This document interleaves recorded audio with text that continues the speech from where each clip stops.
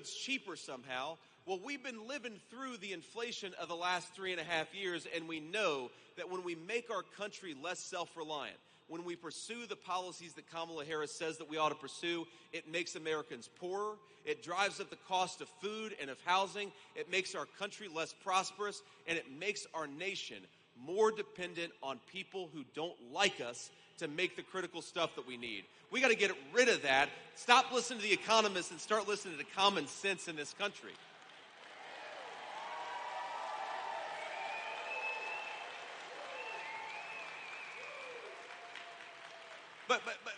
But think about this. They said, here's the deal.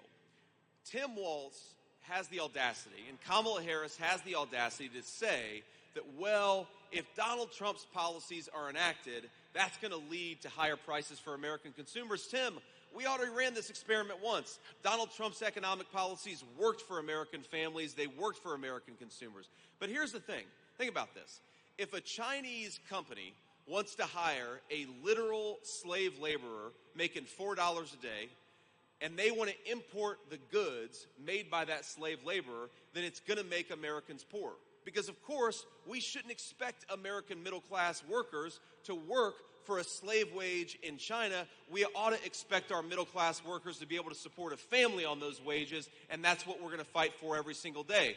So here's what you got to do. To prevent those companies and those countries from undercutting the wages of American workers, you got to be willing to impose tariffs. Fight back against the theft of the American middle class. Penalize those companies that are shipping jobs overseas and give a tax cut to American workers. That's how you build prosperity for this country, and that's what we're going to fight for.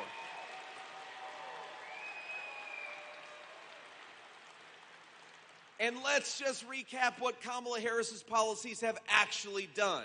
The average Michigan family is spending over $1,000 per month to pay for what they could have bought 3.5 years ago. That's $12,000 a year, a hidden tax of $12,000 a year just to be able to buy what you could have bought 3.5 years ago. That's not pro-working people. Kamala Harris has presided over policies that have seen the cost of housing go up by over 50%. That is not pro-working families. She's seen policies that have seen the cost of eggs go up by more than double. Gallon of milk is now about $4 in the state of Michigan. Groceries are up 25%. Kamala Harris's leadership has been tried and it has been found wanting, and Americans, we want to get back to common sense. We want to be able to afford a nice living, a nice house for our families, and to do that, we have got to elect the common sense leadership of Donald J. Trump, and that's exactly what everybody in this room is going to do.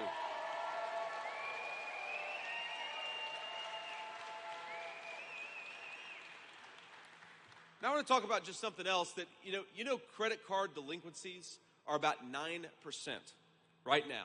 That means a lot of American families are sacrificing. They're not paying their credit card debts so they can afford groceries or they can afford the mortgage.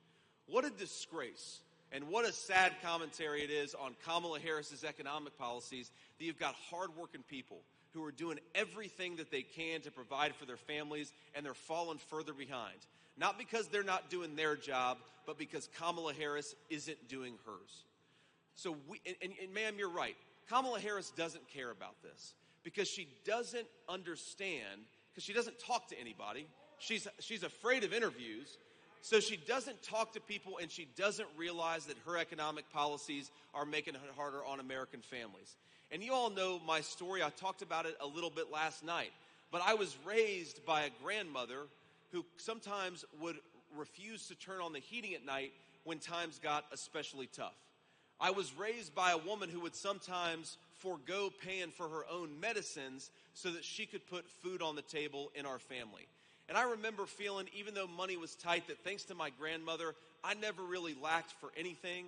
But American grandparents and American parents shouldn't have to make those sacrifices to begin with. If you work hard and play by the rules, you ought to be able to afford a good life for your family. And that's what Donald Trump and I are going to fight for every single day for the next